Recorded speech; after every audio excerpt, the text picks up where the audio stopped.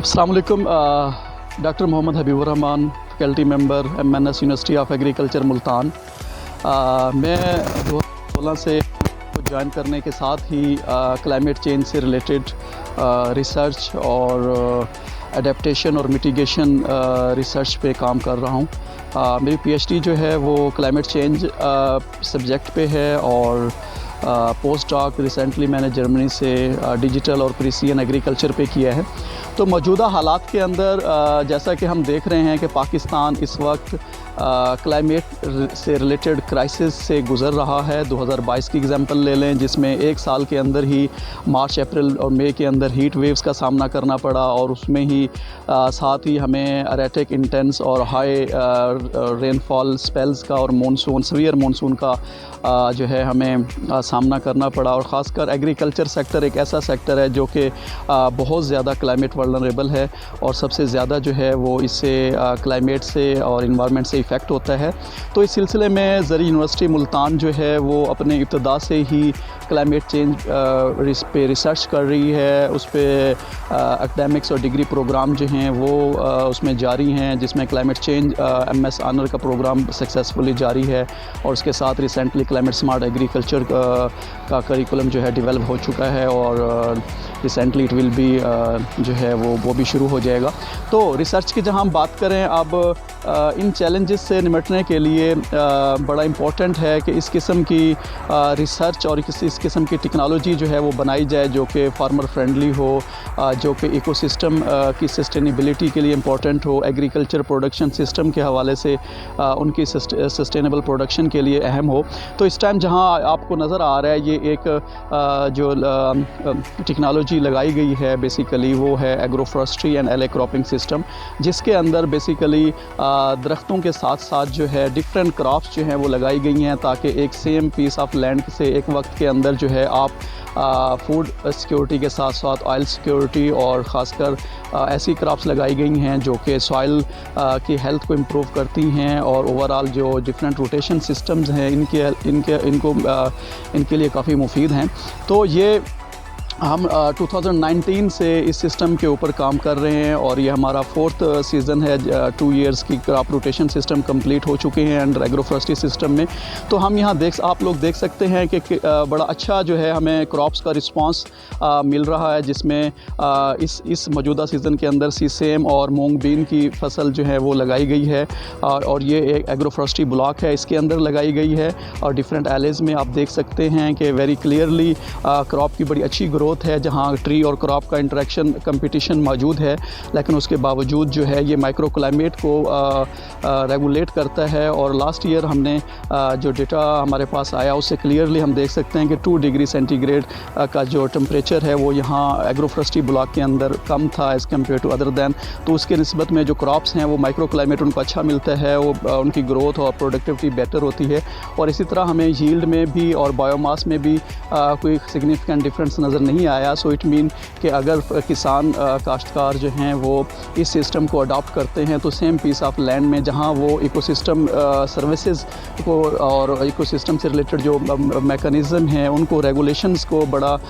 Helpful हो सकता है और उसके साथ साथ इन्वायरमेंटल सस्टेनेबिलिटी के लिए और क्लाइमेट मिटिगेशन के लिए बड़ा इंपॉर्टेंट है कि इस तरीके से जहां किसान पैदावार भी ले सकते हैं, पैदावार पे भी कंप्रोमाइज़ नहीं कर सकते और सेम टाइम पे सेम पीस ऑफ लैंड से मुख्तलिफ क्रॉप्स की पैदावार अच्छी पैदावार ले सकते हैं और उसके साथ साथ जो दरख्त हैं उनसे भी मुख्तलिफ सर्विसेज जो हैं वो ली जा सकती हैं। करंटली हमने ये शहतूत के दरख्तों के अंदर ये सिस्टम एक ट्राई किया है जिसके अंदर आप रेशम के कीड़े भी पाले जा सकते हैं और उसके ऊपर और पोलिनेशन, इंसेक्ट पेस्ट और मुख्तलिफ जो इंट्रैक्शन हैं चीज़ें वो यहाँ बेहतर अच्छी पैदावार हमें मिल रही है। जी, थैंक यू वेरी मच। ये आप बैक साइड पे देख सकते हैं कि एले क्रॉपिंग के साथ साथ सोल क्रॉपिंग का जो है एक ब्लॉक है जिसके अंदर हम माइक्रो क्लाइमेट को मॉनिटर करते हैं दोनों सिस्टम्स के अंदर और उसमें हम इसका टेम्परेचर का डिफरेंस, टेम्परेचर ग्रेडियंट देखते हैं और इसके साथ साथ लीफ टेम्परेचर और जो बाकी same type of data set है वो इसमें रिकॉर्ड करते हैं। और पिछले अभी तक 4 क्रॉपिंग सीज़न का जो डेटा है वो यही शो कर रहा है कि एले क्रॉपिंग एग्रोफॉरेस्ट्री के अंदर जो है वो ना सिर्फ पैदावार में कोई डिफरेंस नहीं आ रहा और बल्कि लॉन्ग टर्म के अंदर हम देखें तो सॉइल का डेटा हमें बता रहा है कि सॉइल हेल्थ जो है वो बेटर हो रही है, इकोसिस्टम सर्विसेज जो हैं वो हमें बेटर मिल रही हैं, और इसके साथ साथ जो है माइक्रो क्लाइमेट और इन्वायरमेंट, ख़ासकर जो कार्बन सिक्वेस्ट्रेशन का पोटेंशियल है प्लांट्स के अंदर इन कम्बिनेशन विद ट्री, वो सिग्निफिकेंटली एले क्रॉपिंग और एग्रोफोरेस्ट्री सिस्टम के अंदर हायर है as compare to sole cropping के। तो इस सेंस में देखें तो हम अल्हम्दुलिल्लाह सक्सेसफुली हमने ये 4th क्रॉपिंग सीज़न देखे, जिसमें जो क्रॉप्स की पैदावार जो है वो एले क्रॉपिंग में और सोल क्रॉपिंग में आलमोस्ट सेम आ रही है, और ओवरऑल जो इकोसिस्टम सर्विसेज रेगुलेशंस हैं और इन्वायरमेंट सस्टेनेबिलिटी है, climate change mitigation, carbon sequestration का पोटेंशियल है, वो जो है एग्रोफोरेस्ट्री सिस्टम या ब्लॉक का जो है वो ज़्यादा है। तो इस स्तर पे हम किसान काश्तकार भाइयों को ये सजेस्ट करेंगे, ये रिकमेंड करेंगे कि वो जो है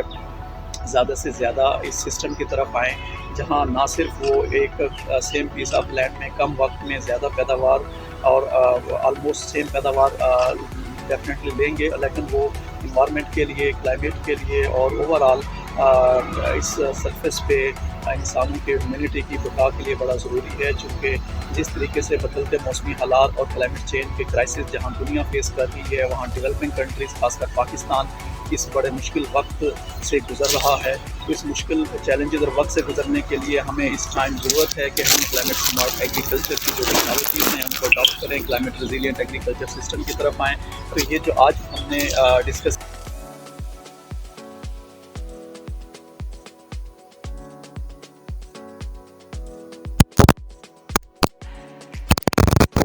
अदर जो क्लाइमेट स्मार्ट एग्रीकल्चर टेक्नोलॉजीज़ हैं वो हम इंशाल्लाह आपको नेक्स्ट किसके अंदर आपको दिखाएंगे कि और हम कौन कौन से इनिशिएटिव ले रहे हैं जो कि इंटरनेशनल लेवल पे हैं और जो कि क्लाइमेट्स और climate friendly climate smart agriculture technologies पे हैं, और जो कि एनवायरमेंटल सस्टेनेबिलिटी के लिए इम्पोर्टेंट हैं, और ना सिर्फ बल्कि इकोसिस्टम की सस्टेनेबिलिटी के लिए और ओवरऑल जो है वो हमारे इस ग्लोब पे ज़िंदा रहने के लिए बड़ा ज़रूरी है कि हमें अब ना सिर्फ एग्रीकल्चर में बल्कि जो और हमारे जितने भी सेक्टर्स हैं उनके अंदर भी हमें क्लाइमेट स्मार्ट और क्लाइमेट रेजिलिएंट टेक्नोलॉजीज़ की तरफ आना पड़ेगा, ताकि जो है वो क्लाइमेट से रिलेटेड जो जितने भी क्राइसिस हैं इनसे हम अच्छे तरीके से निपट सकें। जी, थैंक यू वेरी मच। अल्लाह हाफ़िज़।